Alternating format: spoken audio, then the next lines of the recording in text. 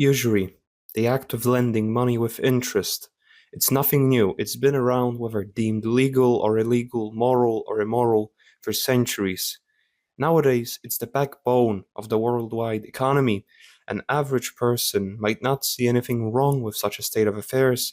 As a matter of fact, most people participate in it without even considering its roots. They just think of it as a tool, a means of getting a loan or a mortgage, getting a new car, new house. Most people also will go for their entire lives cursing their circumstances, their savings being devalued, there being less and less work opportunities, life being made harder by obnoxious taxes, recessions happening every 15 years. Little do they know that someone is responsible for such a state of affairs.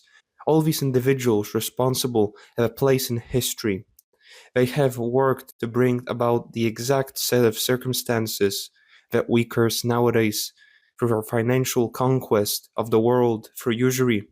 But how would usury itself, a pretty narrow concept, manage to be the vehicle for a small group of people to achieve world domination? Well, that's the point of this video. Look how it actually happened. Actually, you know what? Forget about it. In the interest of not getting struck down, this video is just conspiracy theories that are of course untrue. Everything in this video is false and made up. What I'm going to be doing is just making stuff up. And also, another important thing, I'm going to be calling the ethnic and religious group most responsible and known for usury and money lending, Brazilians. Because of course you can't call them by their real name and not have your video removed. I mean, if anything, it just proves my point. But whatever.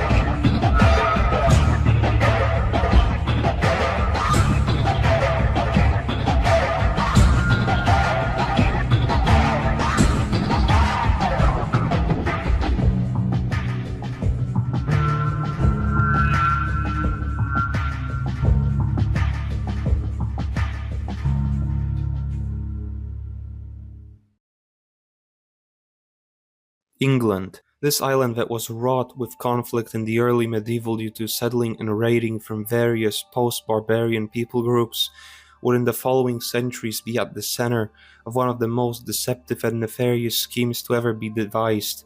But for now, let's focus on how it even came to be.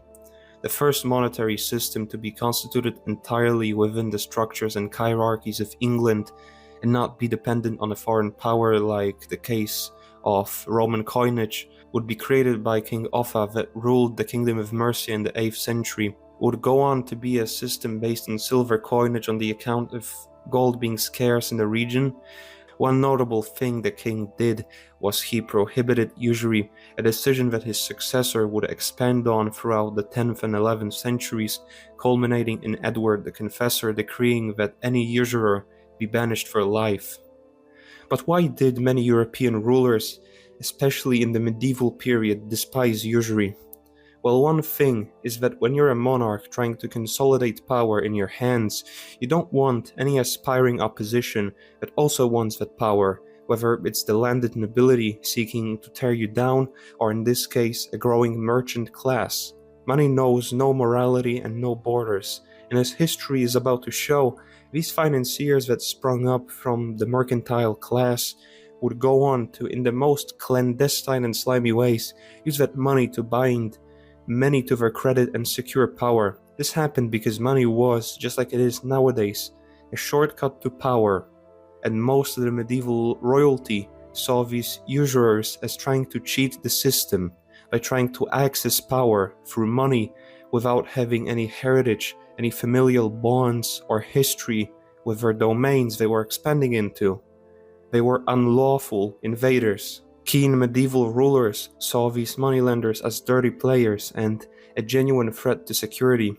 Another thing was how the Christian church would also take a stance against usury, rooted in the tradition of the greatest European thinkers like Seneca or Aristotle, who claimed that the act of taking interest from money is unnatural and vile. The church would generally abide by these rules in its early years, but it would still participate in a hard-to-define gray area by, for example, investing into a business or individual and binding that person lawfully to pay out a dividend back to the church officials, and as a result collecting returns that can't really be called interest, but act very much like it, with periodic payments of a sum higher in value than at first invested. Apart from this, the church would for a long time fight usury and recognize the threat it posed to political stability, inspiring many medieval rulers to abide by this doctrine. The first mass arrival of moneylenders in England happened coincidentally with the entrance of Brazilians into the country. I cannot possibly fathom a connection being made between the two, but alas, one thing that has to be noted is the fact of how after the defeat of King Harold II by William the Conqueror in 1066, the victorious Norman king invited the Brazilians to move from their Norman domain into newly conquered England, and for the first time in centuries allowed usury to be practiced on the island under his own protection. The sources, however limited, we could possibly, maybe just could, deduce that he might have received funding from said moneylenders for his campaign, and in return allowed them to expand their financial operation into England. The Brazilians, for the next few centuries, would go on to be under constant royal protection, seeking safety under the wings of the monarch, presumably in return for financial favors or even as a result of straight-up financial dependency of the crown upon their money. You cannot underestimate how dependent on funding from the usurers the new Norman aristocracy was, as it was seen for the longest time as a foreign entity by the native English commoners and nobility alike. As a matter of fact, the moneylenders in this period would go on to issue loans with interest rates of up to 33% per year on land mortgaged by the nobles and up to 300% per year on tools with the laborers. Within just over a century since their arrival, they have managed to assume ownership of around 1/4 of all English lands. By his death in the late 12th century, Aaron of Lincoln, a financier, was supposedly the wealthiest man in England on the basis of his liquid assets, trumping the wealth of King Henry II. During this period, the state would go on to become the enforcer of the will of these usurers and would exact payment almost in the exact same way it exacted taxes. The everyday operation of these moneylenders was so successful because ever since they came into England, they were always intertwined and incorporated within the ruling Norman aristocracy. To say that with such a hierarchy being present, the commoners, the clergy, and the nobility alike disliked the Brazilians would be an understatement, culminating in violence erupting around 1190, with many Brazilians being slaughtered and their bonds being burned, freeing up a lot of population from debt. As a result, the monarchy doubled down on exacting the interest of moneylenders, and now each loan taken by a noble was to be registered and its fulfillment was to be keenly followed by the royal authorities. As a result, many nobles falling on hard times would lose their lands and property that would be seized by the king for himself. Discontent with the worsening state of affairs, the nobles would repeatedly revolt, culminating with Edward I being forced to abolish all forms of usury throughout the 13th century and compelling the Brazilian population of 16,511 to leave England forever. It would be just one of the very numerous expulsions of the Brazilians throughout European history and would also by complete coincidence ushering the age of prosperity in England. From the 13th century onwards, England experienced what we could call a golden age, as not only was there no state debt, but the taxes were moderate, pay was decent, and as a result of the many laborers having more free time, with up to 180 days in the year being holidays, we saw the construction of some of Europe's greatest cathedrals. It is said that the living standard of 15th century England would only be surpassed in the 19th century.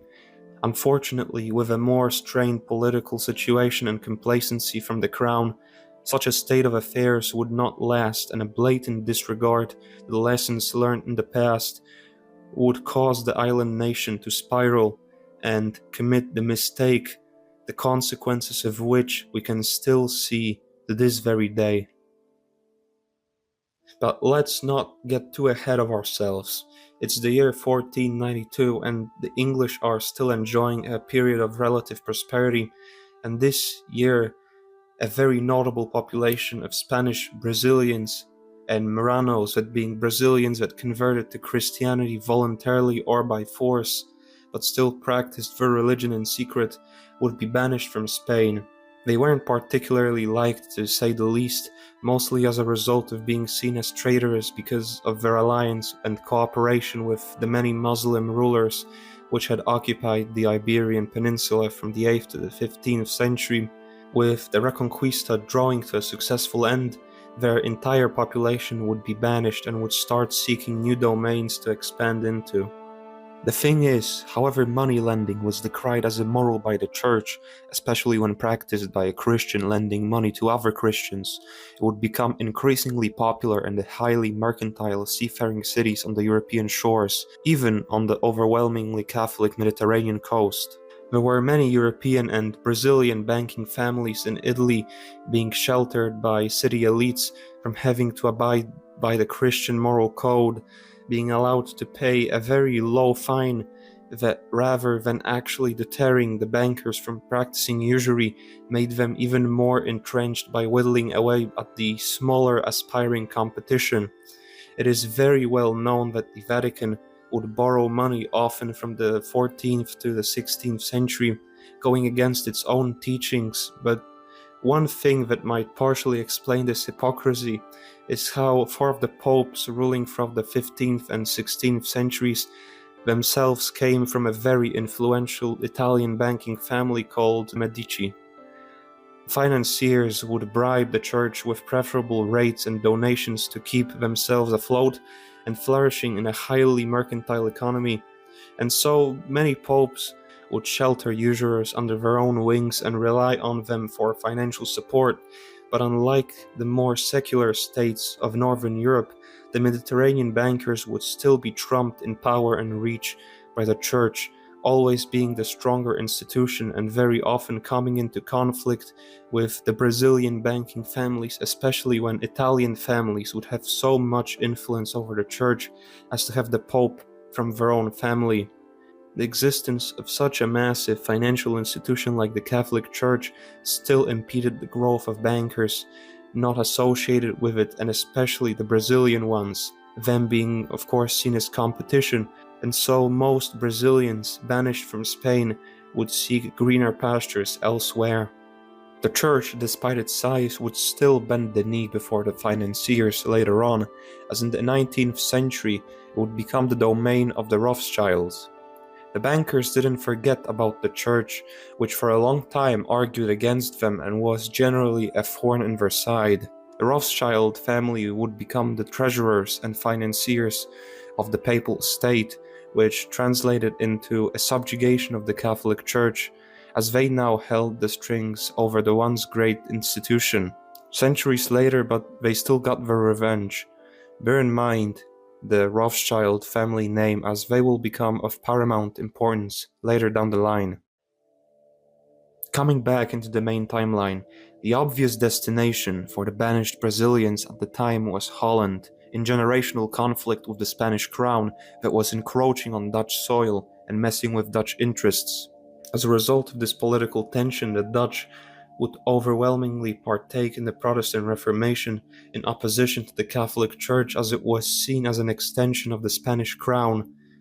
This anti-Catholicism, hailing from the conflict and the dire need for resources and against a formidable opponent and a strong seafaring mercantile economy, made the Netherlands a perfect home base for any aspiring financier and banker. Open economies, like the Netherlands at the time, were very reliant on foreign imports to fuel growth, so they ended up very easy to subdue, with that being an easy task of monopolizing the right to issue credit to the people importing said goods by creating private banks, which is what the Brazilians did and still do best. During the 16th and 17th centuries, the Netherlands would enjoy an economic golden age, with the Iberian Brazilians bringing huge amounts of capital into the country. Within a few generations, usury and banking would flourish and would dominate the Dutch economy for the next few centuries, with the most influential and wealthy people in the whole Netherlands being the aforementioned moneylenders. The Netherlands would go on to become for the longest time a base of operations for these Brazilian financiers trying to expand their influence, and in this case, they had set their eyes on England. In the 16th century, during the reign of Queen Elizabeth I, small numbers of Marranos Brazilians, that being nominal converts to Christianity, would start being let into England. That time frame coincided with the rapidly growing financial dependency of European rulers on money lent to them by said usurers, with interest rates on loans to the Crown or Treasury exceeding 20 and 30% per year, and 60 to 80% with loans given to poor workmen, despite the legal limit at the time being only 6% per year. Their entrance into England would also mark the humble beginnings of fractional reserve banking, that being a system where the bank would provide receipts, that being bills of exchange of any form, without covering the full sum of all the money owed to their clients with reserve capital, increasing efficiency and profits, but making the system highly unstable and often fraudulent. But let's focus on the larger political stage during the 16th century, upon close observation of which we can determine a great deal of motives that indicate a great deal of involvement of these foreign moneylenders in English politics. First of all, in 1534, the Church of England was established as an independent entity from the Catholic Church, marking the first crack in English religious unity. If you wanted to, let's say, increase your influence over the English people, you could possibly exploit this newfound division within the church to, under the guise of a religious war, seize the control of the government by picking or creating a side to the conflict and making that side entirely dependent on your funding, and in return they will do your bidding. That's exactly what happened in 17th century England when the flames of religious disunity were fanned, with Puritans being agitated against the Anglicans. Another important aspect to keep in mind is how Puritan teachings put Brazilians in a more favorable light due to their strict focus on basing their religious identity on the Old Testament, way more than other denominations at the time. Israel Disraeli, father of Prime Minister Benjamin Disraeli, wrote that the nation was artfully divided into Sabbatarians and Sabbath breakers. Soon civil war broke out between the Anglicans and the Puritans, with the latter winning under the command of Oliver Cromwell with his new model army. Cromwell was known as someone, and I quote, particularly well disposed towards the Brazilians, end quote, with whom he had very frequent dealings. Cromwell, because of his strained relationship with the Assembly, had to rely on funding from goldsmiths. It is notable the influence of Amsterdam moneylenders in funding Cromwell's military operation, with names such as Manasseh ben Israel and Fernandes Carvajal having petitioned for the entrance of Brazilians into England and directly arranged financial favors. Cromwell's connection to moneylenders is undeniable, as a letter from him to Ebenezer Pratt, a financier living in Germany, shows how much of what he did was only possible due to the financial support from the Brazilians. In return for financial support, Will advocated the admission of Jews into England. This, however, impossible while Charles still living. Charles cannot be executed without trial, adequate grounds for which do not at present exist.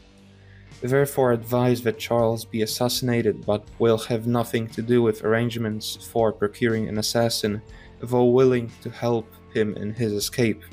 He would go on to purge the House of Commons in order to make a vote condemning the King Charles to death, and when no English lawyer was ready to draw charges against the king, he enlisted the help of a Dutch lawyer called Isaac Dorislaus. Regicide having taken place, Charles II, the executed king's son, would be the last monarch to issue banknotes entirely within his own right, as he passed two acts that would set in motion one of the most profoundly important transfers of wealth and power in human history. Firstly, in 1663, the Act for the Encouragement of Trade, which allowed exporting of all foreign coin or bullion of gold or silver free of interdict, regulation, or duties of any kind.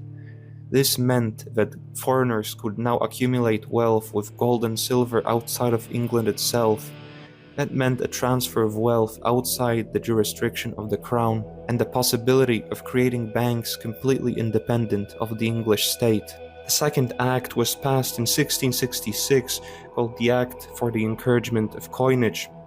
It gave private individuals, in this case bankers, the right to mint coins within the institutions of the Royal Mint, which allowed these financiers to collect seigneurage, that being profit coming from the difference between the production cost of minting a coin and the perceived market value of that coin, which is usually higher than the production cost, and which in turn allows to take profit from introducing coins to the market. This basically surrendered the control over the money supply to said moneylenders, meaning that they could deflate and inflate the currency to their liking. But let's not get too ahead of ourselves. At the dawn of the 17th century, the previously mentioned Charles II had a brother, James II, who would rule for barely 3 years as a result of being overthrown by a Dutch prince, William of Orange. At this point in history, the fact of the Netherlands' role as a base of operations for moneylenders wanting to expand their domain becomes very apparent. What doesn't help their case is how John Churchill, the Duke of Marlborough in James II's service, deserted him after receiving a bribe from a Dutch merchant, Solomon de Medina, which weakened the king enough to cause him loss to William of Orange. This seizure of power by the Dutch prince would be another important element to the historical puzzle of central banking, as during his reign he would surrender the right of the crown to issue money free of debt and interest to the private financiers now flooding the country, and would go on to establish the national debt. Let's pause for a moment. How was it that the Brazilian bankers managed to enact so much influence on European rulers and politicians that they always would find or manufacture some person that would do their bidding? First of all, if anything, usury is a very profitable business. It allows to not only sack the poor falling on hard times trying to make ends meet, but also the royalty in desperate need of a cash infusion just to keep them afloat on the political stage. Dire circumstances don't discriminate, and as a result it allows these morally destitute enough to leech off human misfortune and mistakes. In European history, you could always find a desperate noble, an extremely ambitious aristocrat, important people that need just that one loan, just one monetary infusion to get going again. And that's how you bind not only the poor commoners, but the influential nobles, all the heads of the nations, to your credit, your money, and your influence. Second of all, why were they so successful in subduing state by state? Brazilian morality works different to European morality.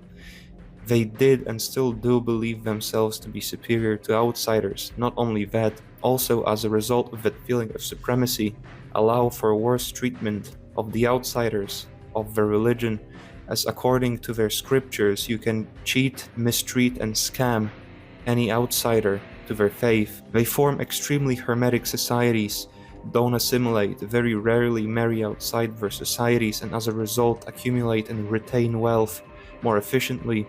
Compare this to a European Christian which was told that all people are going to be judged equally, that to swindle and cheat is in no case acceptable.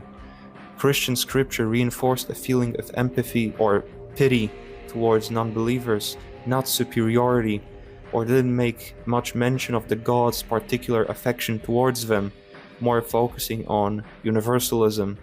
To better see the difference in morality, let me ask you a question. Have you ever seen a Brazilian religious mission? Yeah, me neither. They're more of a closed-in religion which doesn't focus on preaching to others, but rather on keeping that enlightenment within their own societies in a more consolidated familial and tribal structure, as opposed to Christianity, which is based on preaching the truth to as many as possible, trying to allow as many as possible to have a chance at achieving salvation. Implanting these people in a society as a minority will in turn amplify the majority population's hate for the hermetic, non-assimilationist, superiority complex-fueled attitude, and further stoke the Brazilians' pride and disdain of outsiders. It's a sort of feedback loop where you end up with the natives increasingly disliking the Brazilians for who they are, and vice versa. The Brazilians had the perfect combination of a morality based on in-group loyalty, paired with a disdain of outsiders and a non-assimilationist attitude, combined with being barred from participating in most trades as a result of reciprocal dislike from the natives.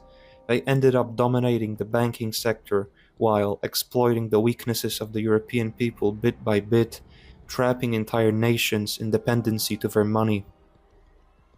Now knowing the brief historical background surrounding this transfer of wealth and power of paramount importance between what we could consider a largely domestic population and the foreign and coordinated influence, we can start approaching the subject to which all of this has been leading up to: the creation of a private central bank in England. The Bank of England would be opened in 1694. It would lend money at interest to the king in order to pursue war, which would rack up further debt and further dependency of the crown on said institution, but also expand the moneylenders' usurious domain.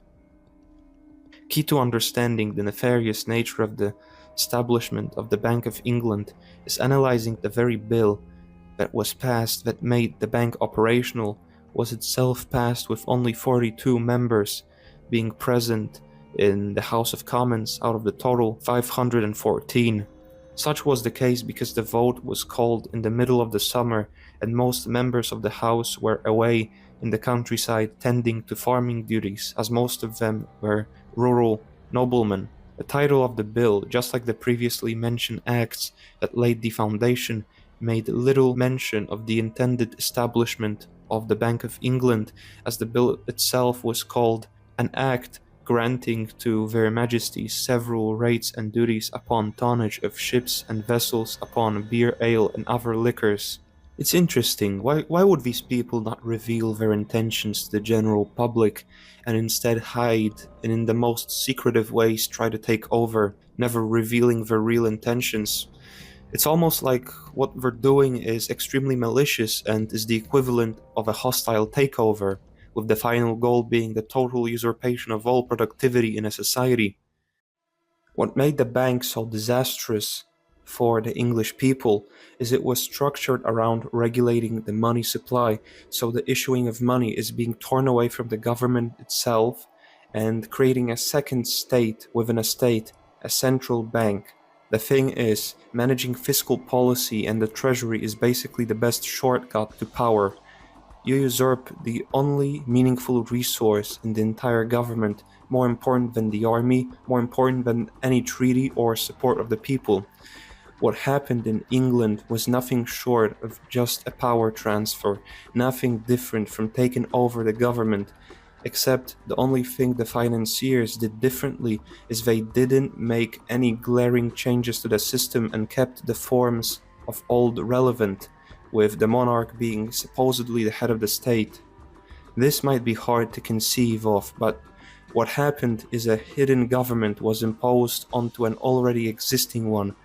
When you control the ability of the state to issue currency, when you control the credit that the state receives, when you manage the state's reserves, you can basically, through this back door, manage every other aspect of the state, from commerce to foreign policy. What I'm talking about when I mention the transfer of wealth and power is exactly this: a second ceiling to an already existing government, a usurpation of power from what we can see as the head of the state into the hands of a clandestine group of financiers. Every time a new central bank gets instituted by these Brazilian financiers, what we're talking about is at its core nothing more than a takeover of a government, a subjugation of the entire state apparatus. It is an invasion, but with the difference that it doesn't instantly remove all signs of the old regime, it doesn't depose of old forms of the government, but rather stealthily implants itself into it. Alongside indebting the crown to the moneylenders, the act also introduced numerous new taxes that were supposed to pay interest on all present and future debts, including a land tax, paper tax, poll tax, salt tax, stamp tax, window tax, a tax on births, marriages, deaths, and bachelors, and most importantly, an income tax levied at 20%, applying to all sources of revenue. But what was the real purpose of a bank like this? As a matter of fact, what is the purpose of any other central bank modeled after the Bank of England present today? Were you to believe the mainstream narrative, you'd be told that they provide credit, manage currency, deal with monetary policy, provide stability. But wait, provide stability. Up to this point, they've been only inciting wars and manipulating markets. Why would the state surrender its right to issue currency free of debt and interest? Wouldn't that make for a more flexible fiscal policy? Why does issuing fiat currency carry interest? Why are all of these central banks being instituted by foreigners? It's almost like they're a back door into controlling the government. No, that's crazy. That can be. As a matter of fact, these banks only exist because our ancestors lost the fight with this cabal of financiers. There's no other reason as to why. Only why is that they're chains of dependency. These banks are like watchtowers in a prison. They're monuments to our own subjugation, and when you go through the history of their establishment, they're always instituted through intrigue and force, never merit. By 1722, majority of the bank's shares were owned by such English-sounding family names as de Medina, da Costa, Fonseca, Enriquez, Núñez, Rodriguez, Salvador, and Teixeira de Matos. After the American War of Independence, the national debt soared to £176 million. England would further its debt with each war it fought, and unsurprisingly, there would be many wars against countries that for a long time opposed the creation of a central bank on their lands. Each war would not only give an opportunity for financial expansion for the bankers, but it would also, in and of itself, necessitate increased spending, and as a result would further increase the national debt. And now every central bank from the 18th century through to the 20th century would be created in the image of the Bank of England. But let's go back to the second half of the 17th century, as I want to illustrate an interesting theory. A few years before the Bank of England was established, there already existed a central bank in Sweden, which, unlike the English one, wasn't instituted by the same cabal of financiers, but rather by a merchant named Johann Palmstruch, which wasn't much affiliated with the Brazilian bankers of the Netherlands and England. He was allowed by the Swedish king to take deposits and issue loans, as he would play an important role in financing military expenditures. Okay, knowing that, let's look into how, if you were theoretically in charge of a financial institution, could destroy another financial establishment, your competition. A so-called bank run or bank panic is when the wider public is convinced that a bank is going to fail due to a perceived inability to cover the people's deposits with real money. In simple terms, many banks back then were, and especially going into the modern period, are fractional reserve banks, meaning that they only hold a small reserve of actual cash relative to the people's deposits and loans. In any fractional reserve bank, if every or even every other person that has money deposited in said bank was to demand a payout of that money, that bank would not have the capital to do it, as most of it is locked in investments, bonds, securities, and debt, so only a fraction of cash remains as actual reserves. With normal traffic, that system works fine, as people generally don't demand huge withdrawals, and if they do, the bank will in due time transfer that money into the reserve and into the hands of the customer. But when a rumor compelling people of the bank's financial trouble is spread or general instability is present, indicating a possibility that of the money that you deposited at that bank being at risk, people will in turn resort to, as quickly as they can, withdrawing as much money as they can from said bank as a response to save what they can. The problem lies in the very fact that every fractional reserve bank won't have full cover of all deposits, and a simple rumor is enough to cause insolvency and collapse a bank. Now, the Stockholm's Banca, as it was called in its final iteration, would pioneer the use of banknotes to cover for its small and fragile reserves.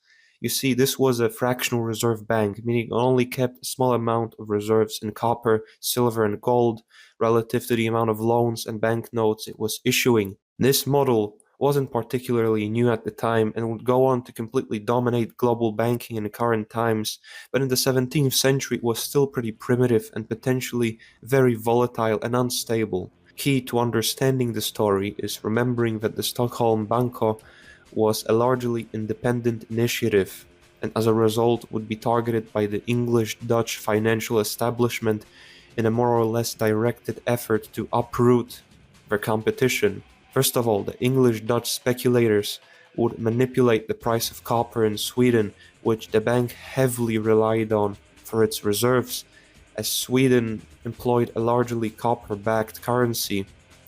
Second of all, after causing the copper prices to fall, the speculators rushed to get their banknotes exchanged into copper, which the bank didn't have enough in its reserves due to poor risk management, combined with the exploitation by the speculators of the very fractional reserve nature of the bank. This caused a liquidity crisis when people learned about the insolvency of the bank, and even more worsened the situation by attempting to withdraw all their deposits at once, which even a healthy fractional reserve bank wouldn't be able to do, and especially one being heavily speculated against by an organized force. This resulted in a panic and collapsed the establishment, on the bones of which a central bank sprung up, owned and managed by individuals associated with the English-Dutch banking establishment. You want to know what sort of political system is most oppressive to the common man? It's one where the masses don't even know who is in charge, and guess what? That's exactly the position that the bankers have secured for themselves.